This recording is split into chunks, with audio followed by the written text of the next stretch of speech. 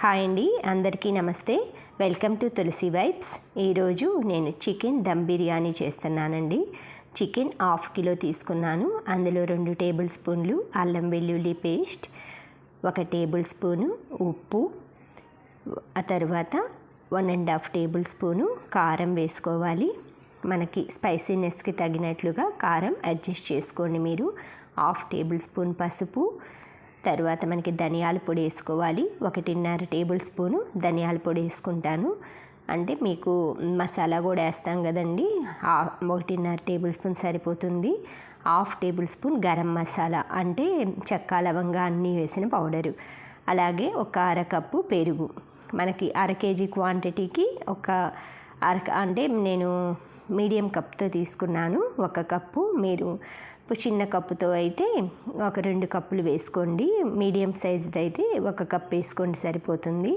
కొంచెం ఆయిల్ వేసుకొని మొత్తం ఈ మిశ్రమాన్ని మనం వేసుకున్న అన్ని ఇంగ్రీడియంట్స్ని చికెన్కి పట్టేలాగా మొత్తం మ్యాగ్నేట్ చేసుకోవాలండి.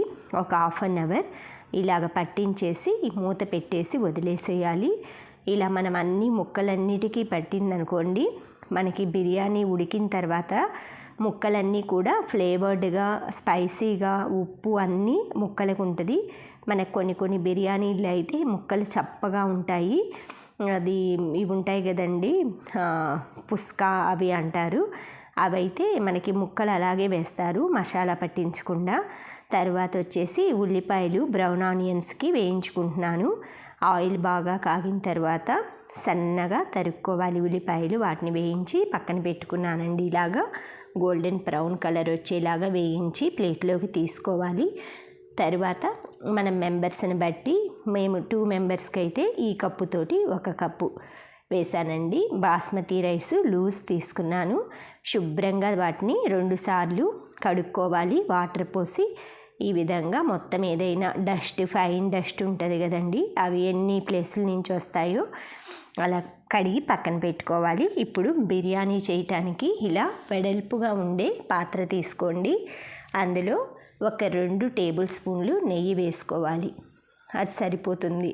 నూనె అయితే అస్సలు వాడనండి బిర్యానీకి. మనం ఎప్పుడో ఈ దమ్ బిర్యానీ అంటే రెగ్యులర్గా చేసుకోం కదండి, మంత్లీ ట్వైస్ కానీ వన్స్ కానీ చేస్తాము. అందుకని 2 టేబుల్ స్పూన్లు పర్వాలేదు. ఈ నెయ్యి కాగిన తర్వాత ఈ విధంగా మ్యాగ్నేట్ చేసాం కదా, ఒక 1/2 అవర్ 1 అవర్ అయినా చేసుకోవచ్చండి, అది మీ ఇష్టం. మాకు కొంచెం మనకి తొందరగా కావాలి అంటే 1/2 అవర్ అయినా సరిపోతుంది.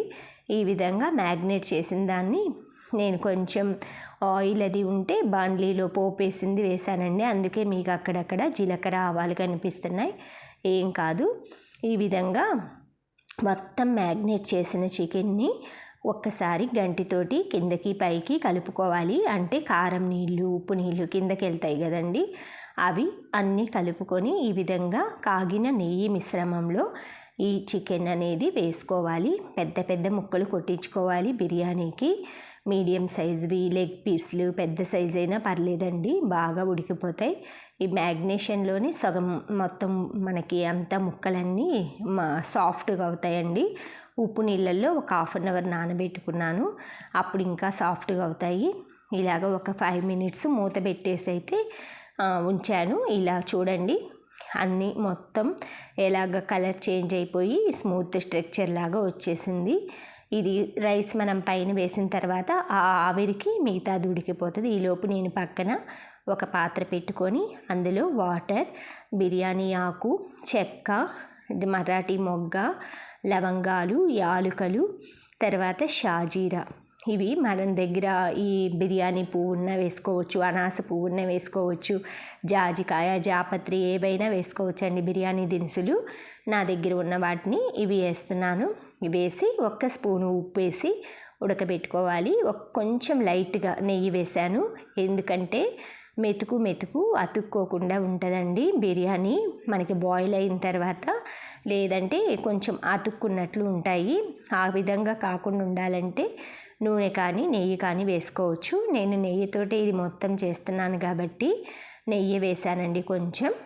ఇలా మ్యాగ్నెటింగ్కి అయితే కొంచెం నూనె వాడాను, 1 స్పూన్ అంతే. ఇలాగా మూత పెట్టేసేసుకోవాలి. మనకి 70% కుక్ అవుతుందండి రైస్. ఇలా పట్టుకొని చేస్తే 3 బ్రేక్స్ అవుతాయి. అప్పుడు 70% కుక్ అయినట్లు. ఈ విధంగా కుక్ అయిన దాన్ని మనం దాంట్లో ఉన్న ఈ బిర్యానీ ఆకు అవి ఇష్టం లేని వాళ్ళు మొత్తం స్క్విట్ చేసేసుకో, అంటే దాంట్లోంచి పక్కకు పెట్టేసుకొని ఇలా జాలీ గెంటితోటి తీసుకొని ఈ బిర్యానీ 70% కుక్ అయిన దాన్ని ఈ ఉడికే కర్రీ ఉంది కదండి చికెన్ది, అందులో మొత్తం ఈక్వల్గా స్ప్రెడ్ చేయాలి. అంటే కిందంతా రైస్ ఎక్కువ క్వాంటిటీ అనుకోండి, ఒక లేయర్ వచ్చేసి చికెన్, ఒక లేయర్ వచ్చేసి రైస్ పెడతాం. మనం ఇంట్లో ఒక 2 people 3 people కోసం చేసుకుంటున్నాం కాబట్టి ఈ విధంగా కర్రీ అంతా అడుగునే పెట్టేసి పైన రైస్ పెడితే కుక్ అయిపోతుంది. తర్వాత కొంచెం సేపు ఆగి ఒక 10 minutes రెస్ట్ ఇచ్చిన తర్వాత కొంచెం కింద పైన ఈక్వల్ చేసేసుకుంటే అదంతా సెట్ అయిపోతుందండి. ఇలా చేసుకోకపోతే ఏంటంటే రైస్ అడుగున వేసామనుకోండి మనం ఫస్ట్ అడుగు అంటిపోతుంది అనమాట, మెతుకులు. ఇలాగ చేసేసుకోవాలి. కిందంతా కర్రీ పెట్టుకొని పైన ఈక్వల్గా స్ప్రెడ్ చేసుకున్నాను, చూసారు కదా. రైస్ మొత్తం 70% అంటే ఇలా కుక్ అయిపోతుంది. మనకి 100% అంటే కొంచెం పువ్వులాగా విచ్చుకుంటుంది అనమాట మంచిగా. ఇలా మంచి రైస్ అండి. ఇవి లూజ్ రైసే వాడతాను నేను, ఏ బ్రాండ్వి వాడను. తర్వాత ఫ్రై చేసిన ఆనియన్స్ ఉంటాయి కదా, అవి వచ్చేసి మొత్తం ఇలాగా అంతా పరిచేసుకోవాలి రైస్ పైన ఈక్వల్గా. ఇవి చాలా టేస్ట్ ఇస్తుందండి బిర్యానీకి. ఇవి మాత్రం అస్సలు స్కిప్ చేయొద్దు మీరు. ఎప్పుడైనా బిర్యానీ చేసే రోజు కాకపోయినా ముందు రోజైనా సరే ఇవి తయారు చేసుకొని మనకి 1 month దాకా ఫ్రిడ్జ్లో స్టోర్ చేసుకోవచ్చండి. ఎప్పుడు కావాలని వేసుకోవచ్చు. తర్వాత కొత్తిమీర వేసుకున్నాను, మొత్తం సన్నగా ఫైన్గా చాప్ చేసి. పుదీనా అండి, ఫ్రెష్ పుదీనా. ఇలాగ మొత్తం అన్నీ పరిచేసేసుకొని మనకి కొంచెం నెయ్యి వేసుకోవాలండి. ఆ రైస్ అనేది కొంచెం విచ్చుకున్నట్లు మంచిగా ఉంటుంది. కొంచెం ఒక పించ్ ఆఫ్ అంతే, అలాగా స్ప్రెడ్ చేసేసుకోవాలి. ఆ తర్వాత వచ్చేసి మనకి లెమన్ పిండుకోవాలండి. లెమన్ ఏంటంటే కొంచెం ఫ్లేవర్స్ అన్నీ మిక్స్ అయి చేస్తుంది అనమాట. కారం ఉప్పు అన్నిటినీ ఈక్వల్ చేసి మంచి టేస్ట్ ఇస్తుంది. పైన వచ్చేసి ఒక్క నిమ్మకాయని 2 ముక్కలుగా కట్ చేసుకొని పిండుకుంటాను. ఇప్పుడైతే మాకు మిర్చి ఇష్టం అండి, అందుకే ఇలా చీల్చేసి మొత్తం ఇలాగ స్ప్రెడ్ చేస్తున్నాను, ఒక 4 మిర్చిని. మీకు ఇష్టం లేకపోతే మామూలుగా అయితే ఈ ప్రొసీజర్ ఎవరు చేయరండి. మాకు ఏంటంటే మిర్చి ఇష్టపడతారు నంచుకుంటూ బిర్యానీలో తినటానికి, లేదంటే చికెన్ కర్రీలోకి, అందుకే నేను అలా పెట్టా. తర్వాత మూత పెట్టేసి మనకి బరువైనది ఏదైనా పెట్టాలి. ఆ తర్వాత ఒక 10 minutes లీవ్ చేసేసి ఇప్పుడు ప్లేట్ తీసి చూస్తే చూడండి అంతా ఎలా ఉడికిపోయింది ఈక్వల్గా. ఇప్పుడు దీన్ని చికెన్తో రైతాతో సర్వ్ చేసుకోవచ్చు. Thank you friends.